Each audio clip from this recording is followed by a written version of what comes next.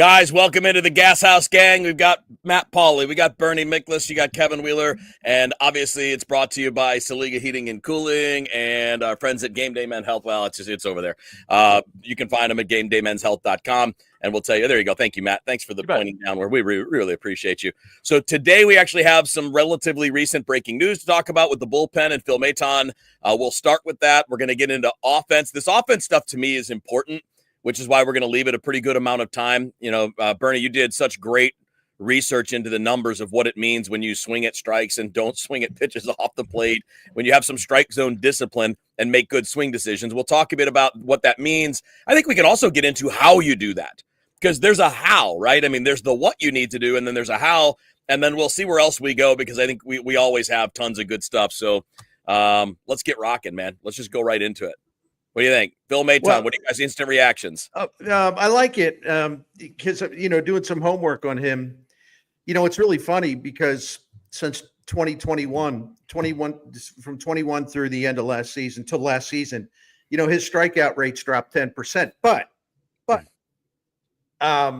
John Mozeliak said today in the briefing with all the media down there in Jupiter, said, well, he can really spin it. I mean, he really can spin it. Mm-hmm. And so the guy's developed a good cutter that he's refined, and it helps him neutralize left-handed hitters. Yeah. And he's got one of the best curveballs in the game, period.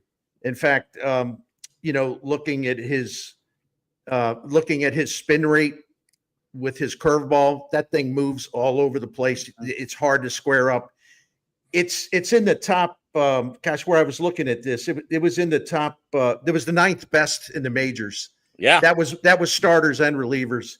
Yep. So he gets he gets a lot of soft contact,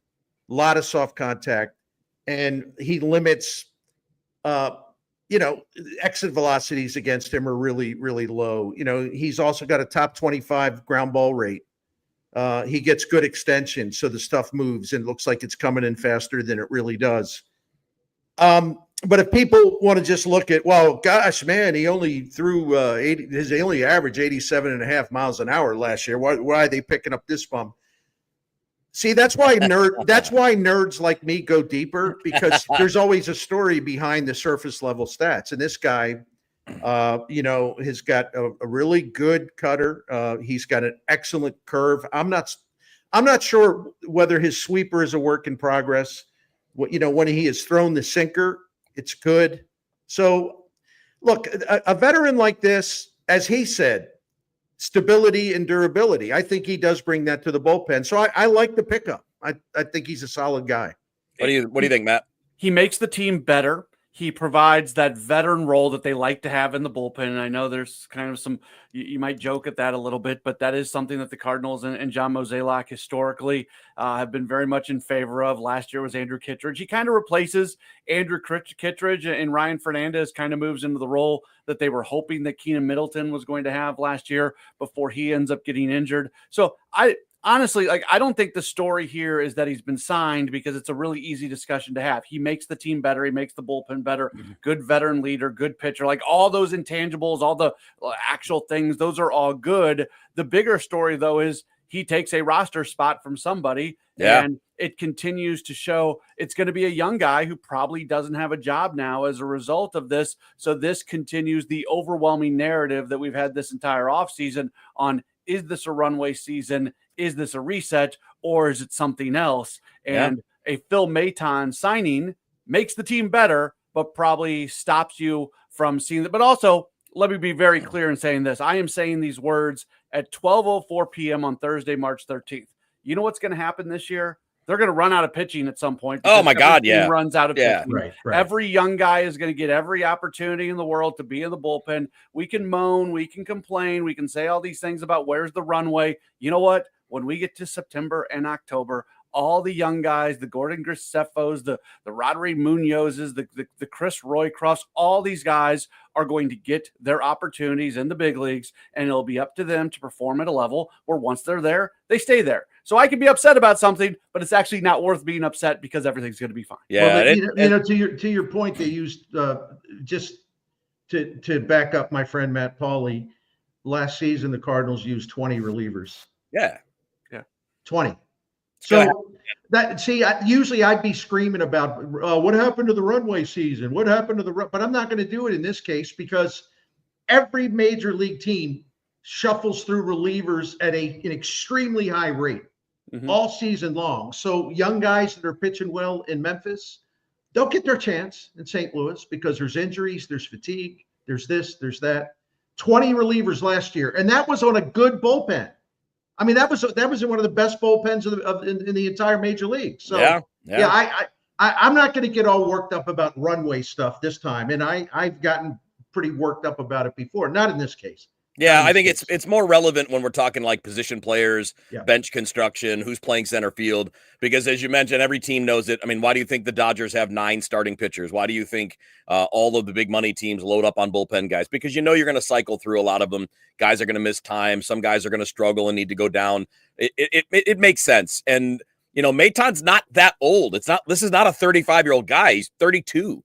This is going to be his age 32 season, and he's shown some adaptability the last couple of years, Bernie, as you pointed out. Like, he's added the cutter. He used to throw a 4-seam fastball. He hasn't thrown that in 2 years, and the cutter's much more effective than the 4-seam fastball was. And his curveball is his money pitch, but he throws the sinker against righties. It's funny because people think of you want the sinker going away, right, from a lefty, for example. He almost throws no sinkers to lefties. It's always to righties to give it a different look because everything he throws, for the most part, goes from right to left. So if you throw the sinker to a righty, you're getting a little bit of left to right on the movement there, and it's just a different look. But he's smart, as you point out. Soft contact is what he does, man. I mean, if you look at the last 3 seasons, he's in the top 15, 16% of baseball. In fact, a couple of years ago, he's in the top 2 or 3% in baseball. Last year, top 8% in average velocity allowed. So, again, mostly soft contact. The league average for exit velo is 88.5. He allows 86.5. So he's clearly doing a good job at that, which is a really big deal. So that lets us kind of transition into what this looks like now with the bullpen. So let's play it out, and we won't go guy by guy because I think there's too many guys we don't need to talk about. We know that Helsley, Fernandez, Romero, King, and Maton are locks. That's 5 of the 8 guys. I know 3 days ago Mo was raving about Liberatore as a possible starter, but today it sounded like he was saying more towards the bullpen. But either way, that's either Liberatore or Matt, right? I mean, whichever way they go, it's one of those 2 guys. So that's 6 of those spots, and now with Graceffo going down to the minors today and Tekoa Roby going down yesterday, we know the other 2 spots are going to come down to O'Brien, Leahy, Roycroft, and Munoz. I would bet on Munoz starting at AAA. Given that he's never relieved before and he's got command problems. I think O'Brien's a lock if he's healthy because they seem to talk a lot about him. So do you guys think it's basically now choosing between Leahy and Roycroft for one spot? Go ahead, Matt. Yeah, I think that's a fair assessment on that. And I lean towards Leahy on that. He's got a little bit more service time. Both he and Roycroft, like neither of those guys have been more impressive really in spring. They've both been really good. Yeah. Now I think Roycroft, he's from a stuff standpoint, he's just absolutely tantalizing because you think of, he has a higher ceiling than Leahy, but I don't think they're going to give Roycroft the opportunity just based off where their ceiling is at. Roycroft will get his chance, but I'd be pretty surprised if Leahy doesn't break camp. What do you think, Bernie? How would you go on that? Like, regardless of what they do, is there a guy you prefer? Because obviously both Leahy and Roycroft have had problems with left-handed hitters. So I don't know. You can't really have both because that limits you quite a bit. No, that's the one. That's the only negative thing I would have to say about Leahy is just that. And so with him and Roycroft, it's a wash in that regard because they're both really good against right-handed hitters, not real good against left-handed hitters. But the thing I like about Leahy is he is a guy that can give you multiple innings in relief appearances. He had a high percentage of his relief appearances last year were more than 1 inning. That's a valuable guy to have in the middle innings. If a game gets away early, or you're down like 3 runs, but you're still hoping you can come back, he does a good job of coming in and kind of holding everything in check. And also, if you're getting blown out, he pitches effectively, but he prevents you from wearing out your bullpen, so that kind of guy is actually really valuable. And then the one thing that people sleep on with Leahy, and it doesn't have anything to do with the platoon splits. granted, he didn't get a ton of opportunities, but he was really good in high leverage situations last year, and he was really good in close and late situations last year. So he has shown that you can put him in a big spot, and he's pretty good, so that the innings capacity, the middle innings workman-like thing that's really valuable and an underrated way to a team, and also you can use him in big spots. That's a good combination. I don't know that I would trust Roycroft in big spots just yet, but that may not be fair either. I love his talent. Don't get me wrong. I love his talent. Yeah, it's interesting because, and we'll close the bullpen conversation on this topic, but I think that multi-inning look is going to be important. Like, that's something that Liberatore can give you, assuming he's there, right? And if he's not, Mats will be there, and Mats can do that, of course. So you've got a lefty that can do that and a righty in Leahy, and I think that teams value that because everyone else is basically a one-inning guy, right? King, Romero, Helsley, maybe Fernandez could go a little more, but he doesn't have a history of being a two-inning guy or whatever. Maybe he can get you 4 outs here and there. But I think that most of those guys, including Maton, are like, 2, 3, 4 outs. They're not going to go 2 innings, 2.5, 3. But if you have 2 guys that can do that, it gives you flexibility with how you deploy the bullpen. It's one of the reasons I really like Matthew Liberatore. Yeah, I feel like I bring up my time in Milwaukee too often, but I'll bring it up once again. Before Josh Hader became a 1-inning, 9th-inning closer, which is something he needed to do just to be able to position himself to make as much money as he can. And stay healthy, he did, Ryan Helsley, what he did kind of came off the Josh Hader plan. But, there was that year where they had Knebel and Jeffress as their 8th and 9th inning guys, and they would use those guys some days. But on days that maybe one of those guys wasn't available, they'd use Hader, and he'd go get 5, 6, 7 outs. I can remember a 7-out day where he struck out every single batter that he faced. And there was something so incredibly valuable about having that relief pitcher who could pitch at a high level and could cover parts of 3 innings. That's a unicorn. That doesn't exist in today's Major League Baseball, and it's incredibly valuable. And I think the closest thing the Cardinals have to that is Matthew Liberatore. Yeah, and with 2 other lefties to play matchups later, you don't have to worry about deploying him early if you want to, right? That's a really good benefit. All right, it's Matt Pauley. It's Bernie Miklasz. It's Kevin Wheeler with you here on the Gashouse Gang. We're going to set up Bernie here in a second to talk some offense because you did some great research, man, and appreciate you sending it along so I could have a look at it. But before we do that, tell us about Saliga. Oh, Saliga Heating and Cooling's been, taking care of St. Louis families since 1927. We're one of those families. The last 16 years, the Miklases have been calling on Saliga. So I think I'm well qualified to talk about how great they are, and they are great. This independent American Standard heating and air conditioning dealer, is taking great care of us, but they take great care of every St. Louis family.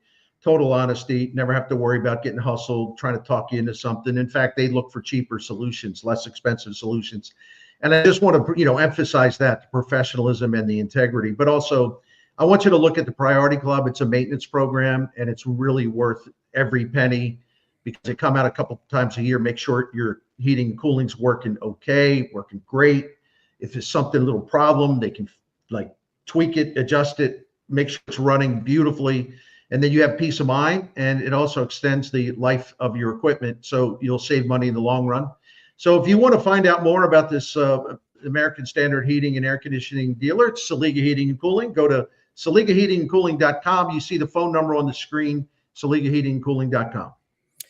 All right, let's talk offense, and we're going to just set it up and tee it up for you, Bernie. You did a really good deep dive into what players do and how they perform, and specifically the Cardinals that are going to be on the roster this year or in competition for roster spots, what they do when they're swinging at pitches in the zone, what they do when they're swinging at pitches out of the zone. And from there, we can build a whole bunch of conversations about how to get out of those habits or how to focus on what's necessary. But lay it out there for us. Well, I mean, we don't have the time, and it would also be too it would be boring, frankly, if I read a bunch of numbers every single hitter. I can't do that. But let's just say the difference between swinging at strikes and non-strikes is just absolutely glaring. And it's not even for guys like Nolan Gorman. Like, I was surprised to see Wilson Contreras, who's a really good hitter. Mm-hmm. When he swings at strikes and puts a ball in play, his numbers are like, wow. But when he swings at stuff out of the zone and puts it in play, they're terrible. I mean, so it affects every caliber of hitter, some more than others. But I was looking at the Cardinals as a team, and let's start with this. Last season, first of all, their strike zone judgment is terrible.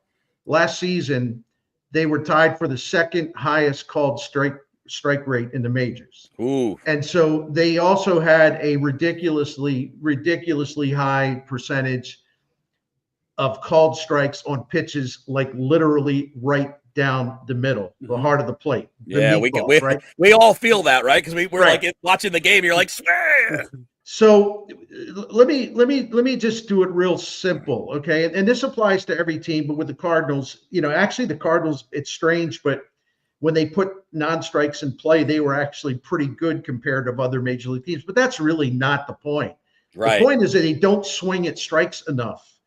And when they swung at strikes last season, or if we're looking at the heart of the plate type strikes, I mean, they hit 301 and slugged over 500. When they chased pitches off the plate, they hit 121. They had a 150 slugging percentage. Is that bad? Yeah, I mean, so but the first thing is like I don't know whether it's easy to blame Turner Ward on everything, and so I'm being a little facetious, but I don't know whether Turner Ward was telling him, don't be swinging now, just watch that ball go right down the middle. I mean, I don't know what was going on there, but we all watched it in real time. We could see it. We were frustrated all year. It's like, why aren't they swinging at meatball pitches? What do they want? What are they looking for? And yet then you see Mason Wynn. He's not alone. You see a lot of Alec Burleson. I've talked about him a lot. Yeah. When that dude wants to swing at everything, the problem is when he swings at strikes and puts a ball in play, his numbers are fantastic. And when he swings at stuff off the plate and puts a ball in play, his numbers are horrible. But the bad thing about that is, like, he knows better, because when Matt Carpenter convinced him to swing at more strikes and lay off, be more selective, that's when Alec Burleson put up great numbers. And then he got away from it. He started swinging at everything again. And that was a big factor in his late season second half slide. So, yeah, I mean, this stuff is not all that complicated. Yeah. I remember Little League, and I was a big man. I was like a Harmon Killebrew guy. And they would, the coach would just say, like, listen, these guys aren't going to want to throw you anything right down the middle. So don't do them a favor. Because you swing too much. Stay off those pitches outside. Don't swing at stuff that looks like it's going to go in the dirt.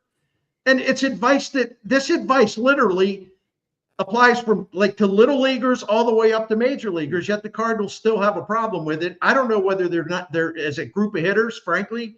I don't know that maybe they're not smart enough, at least yet. So we'll see. Anyway, that's all I got to say for now. Yeah, look, I don't mean to be facetious about this, and Bernie, I appreciate all the work you put into this, but to your point that you just made, this is common sense stuff. You swing at when a pitcher grooves you something, swing at it. When they throw you something that's outside of the zone or something that you can't do anything with, don't swing at it. It's one of the most, I'm not a hitting guy, but it's the most basic tenet of hitting. Get a good pitch to hit and then go to work. I think you can start to try to figure out where this is coming from, because we've talked a little bit over the last few years about the organizational philosophy of hitting for the Cardinals.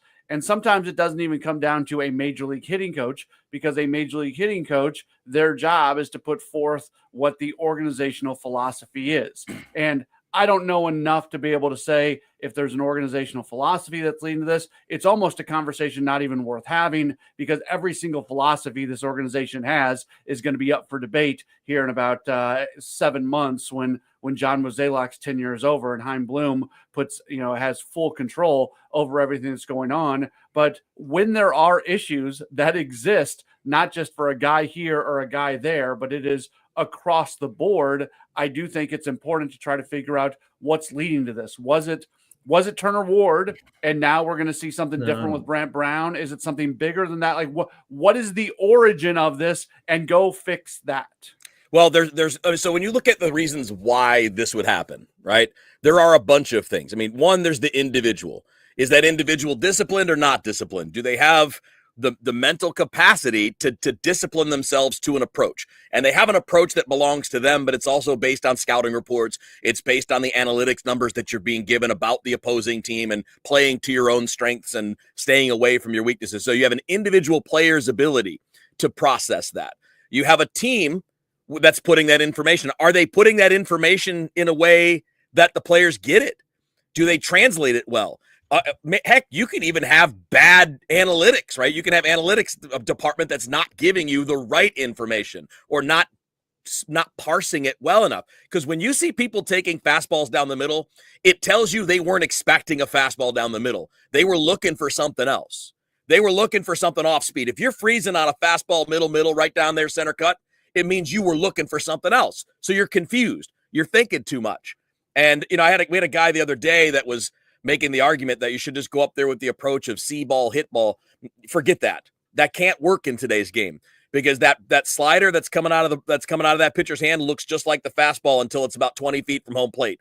And then it moves and the fastball keeps riding and the slider slides. You can't be making that decision that late. You have to have a game plan.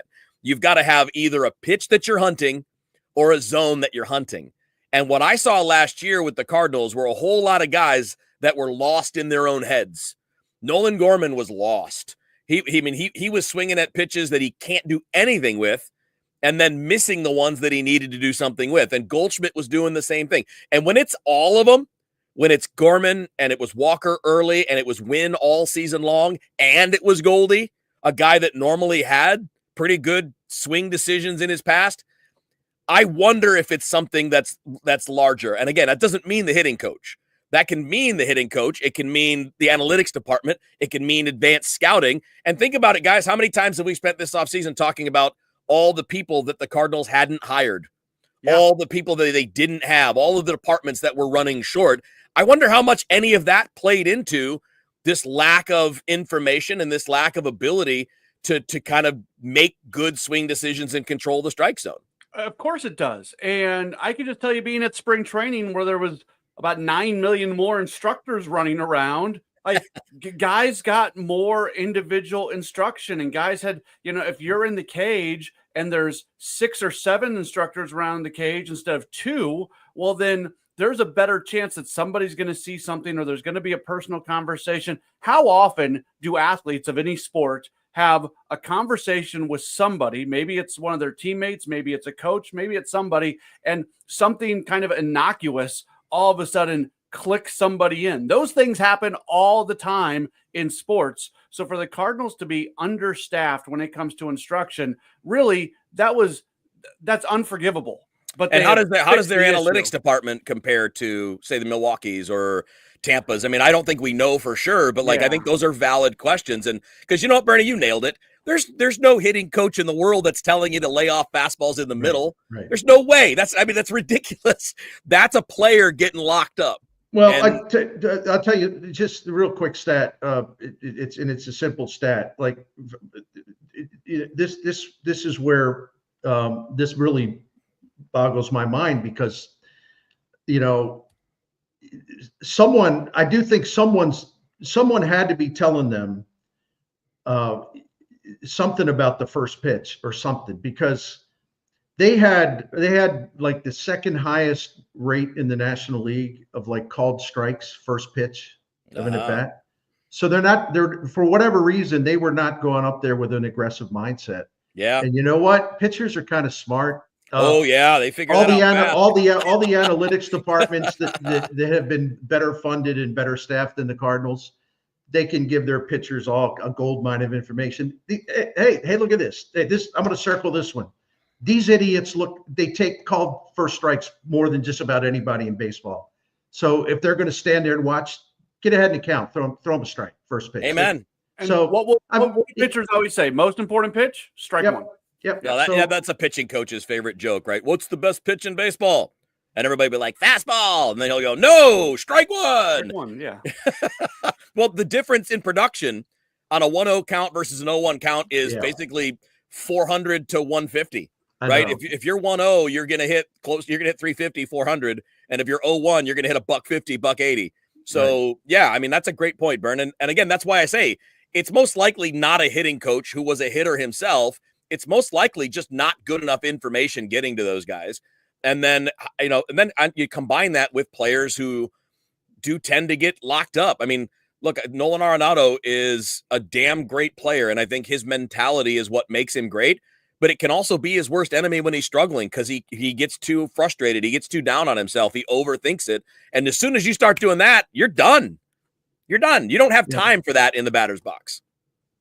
So it's fascinating stuff. And I think that we'll be looking forward to seeing like how that adapts as we get into the regular season.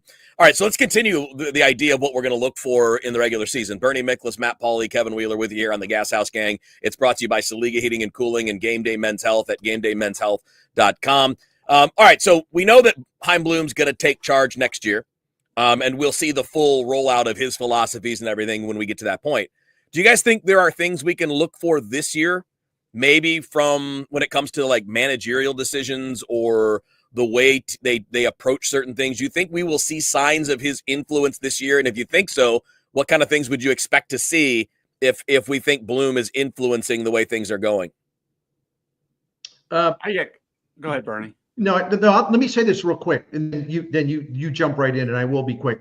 We saw his influence last year as an advisor because a lot of the bullpen moves they made clearly had his fingerprints. Now, fans who look for the negatives rather than the big picture will point out, well, that Nick Robertson guy was a bust, and they got him for O'Neill, and that was a guy that Chaim Bloom traded for. So what does he know? That type of thing. Listen, man, Ryan Fernandez ain't a Cardinal without Chaim Bloom, and Kittredge wasn't a Cardinal last year without Chaim Bloom. Chaim Bloom had a lot of recommendations, and a lot of them went very, very well. Riley O'Brien, but he got hurt. What are you going to do? Bloom recommended Keenan Middleton, and Middleton was a really good signing. I was excited about it. He got hurt. What are you going to do? He's got an eye.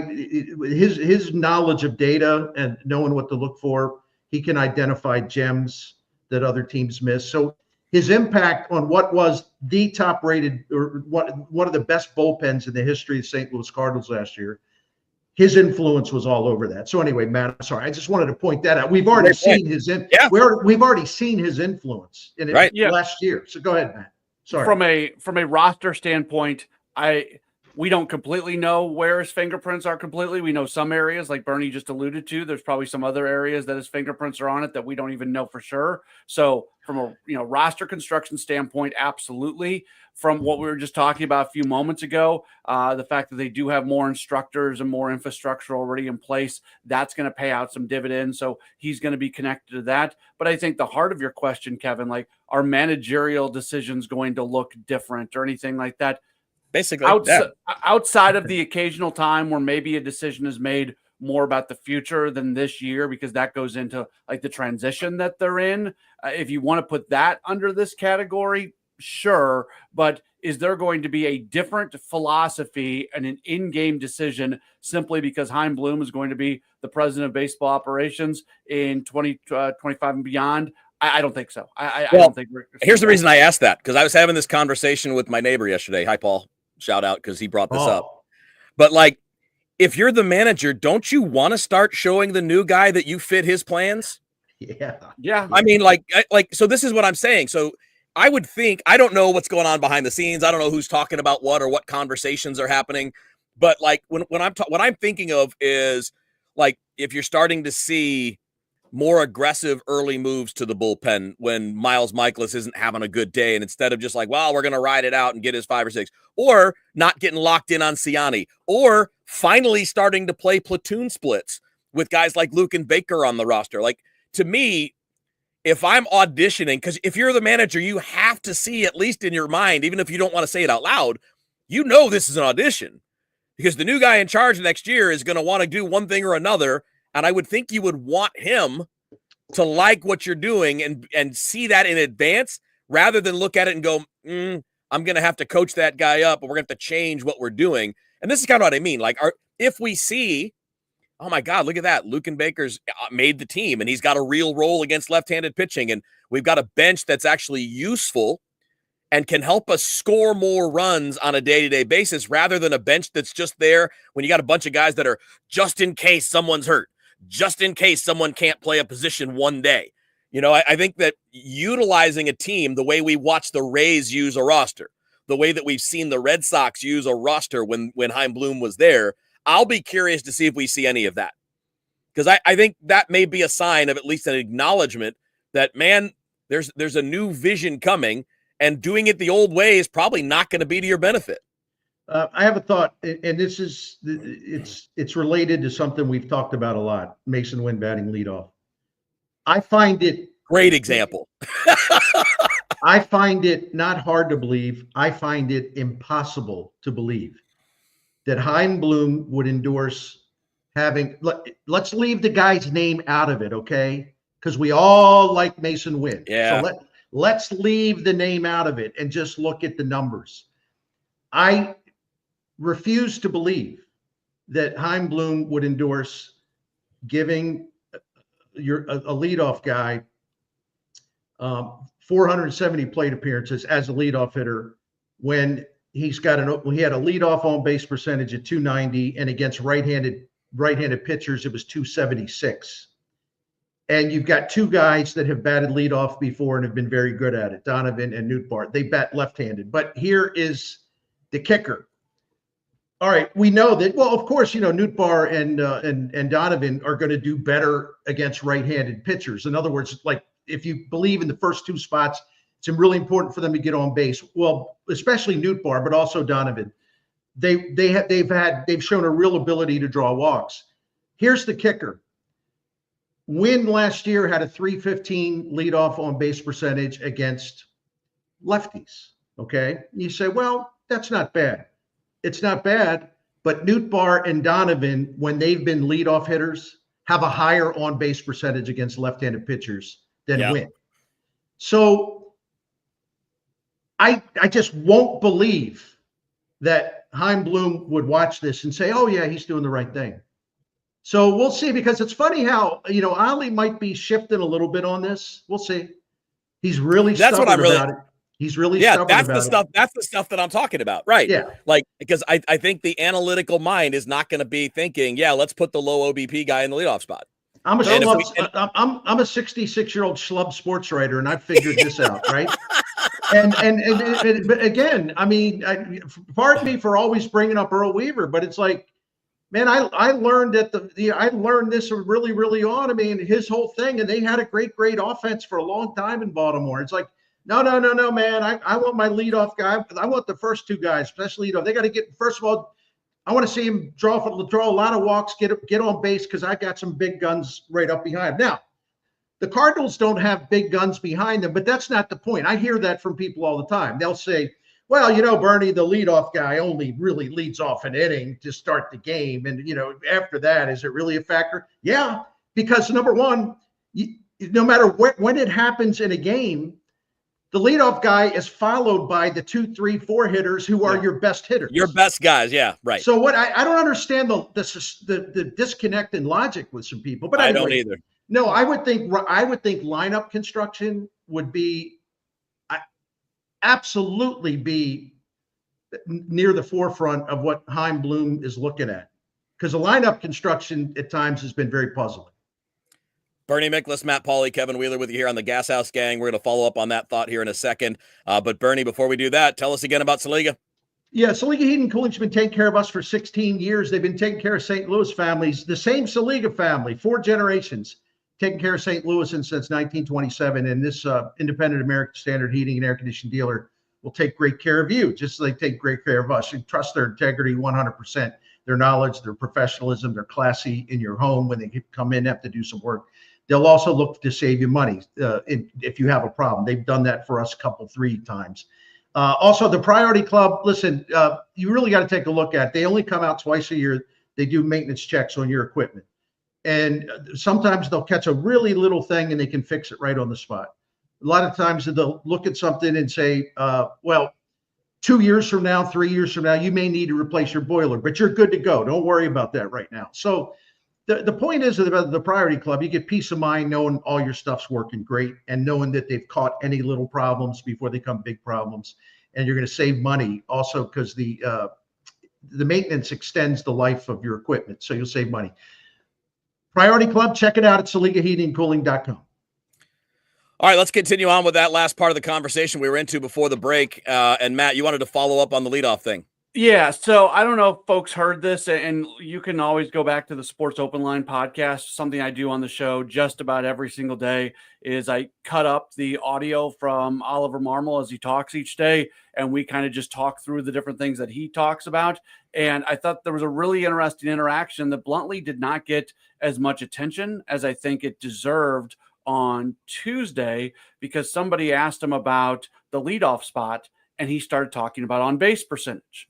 So, yeah. Wow. Was he struck by lightning? So then Derek Gould, to his credit, like basically pushed back on the conversation that we have all the time, basically saying, well, if your answer to who's leading off is on base percentage, why is Mason Wynn in that spot? And like halfway through Derek's question, Ollie's like, I know where you're going with this. I know where you're going with this. Yeah. Honestly, he really didn't like explicitly answer the question. He went on for a while, a little bit about philosophy and different options and things like that. I thought it was interesting. Again, would encourage people, Tuesday Sports Open Line, you can go find it on the podcast. But what I thought was most interesting about that was the fact that before Derek could even get half of his question out, Ollie knew exactly where he was going. And it's very clear that this is something that is on his mind. So, Bernie, to your thought process a few moments ago that maybe he's coming around on it, I think it's one of those things where if you kind of read between the lines, you know, the most telling thing about that was Ollie's reaction to the question before the question was even done being asked. Remember that Chaim Bloom comes from the Andrew Friedman school. Andrew Friedman is the best baseball executive in the major leagues. I mean, no one else is even close. And Andrew Friedman, you know, he did it in Tampa Bay, and he's done it with the Dodgers. Him or one of his people. Usually it's one of his guys. Yeah. They sit down with the manager every day before every game, and they go over the lineup. And they offer what they think, hey, the numbers show this, and we think this would be a good move. Now, this is the type of stuff that's heresy to old school Cardinals fans. What do you mean these guys are down there? They're it's called trying to win. To put your manager in a better spot. Yeah, 5 brains are better than 1. And the other thing too, the way Dave Roberts explains it, working with Andrew Friedman, it's not like Andrew Friedman's coming in with a sheet of paper and he's going, play this lineup. No, it's like, hey, let's talk about this. Let's put our heads together and see what we think makes the most sense. It's what's the word? Corroboration or collaboration? I always miss those words. Collaboration. Yeah. That's what you want. That's what you want. Okay. Mayo Smith is dead or whatever. Like old school baseball managers. Where there's like, they're not dictators anymore. It's a democracy. This is my lineup, and this is what I'm going to use, and I don't care what anybody says. It's over. It's over, people. Yeah, you want to have a front office with all the information to give to the manager. So yeah, Matt, I took the long way to get there, man. That's good news because it tells me. I mean, I've never heard of Ollie talk about on base percentage in the leadoff hole, and frankly, it has stunned me. Because I thought he was more advanced thinking than this. I mean, this is the stuff you would expect from an old, out-of-date, Mike Matheny type manager. Well, this is the way we always did it. Well, there's a better way to do it, okay? Yeah. So the Chaim Bloom effect will be similar in terms of talking to the manager a lot about decisions. It's going to be a lot like the Andrew Friedman effect because that's Andrew Friedman's guy, Chaim Bloom. Yeah. They're like brothers, okay? And he's learned a lot from Andrew Friedman. So, no, he ain't going to let this stuff stand. No, that's basically the root of what I was getting at is when do we start noticing? And I think it's funny because every time Mason Wynn plays in spring training, he bats leadoff, though. So you're saying you understand it, and you're talking about OBP, but you're not doing it. Now, again, there's 2 weeks left, right? Opening day's 2 weeks from today. Over the next week, he could shift that. It's not like you're going to mess with Donovan's head if you move him to leadoff. He's fine. He's not going to have to worry about it. But at some point, don't just acknowledge you understand it. Do it.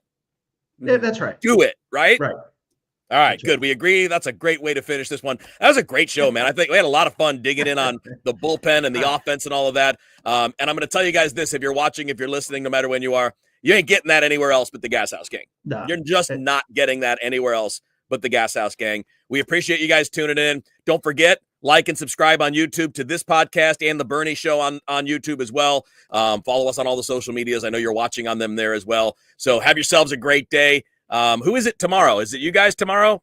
You know, I'm to be determined. Oh, you're jury duty. Yeah. So it's probably No, listen, I'm going to find, I have to call after 4:00 today to find out whether I have to appear. okay. So I'll know after So it's 4:00. TBD. If Yeah, I might be Bernie's in jury on, I'm not. It's my daughter's birthday tomorrow. So if Bernie All right. is, So one of if- you guys and Tom. Yeah. Yeah. All right. Good deal. All right. That's coming up tomorrow. Thank you guys for checking out the Gashouse Gang.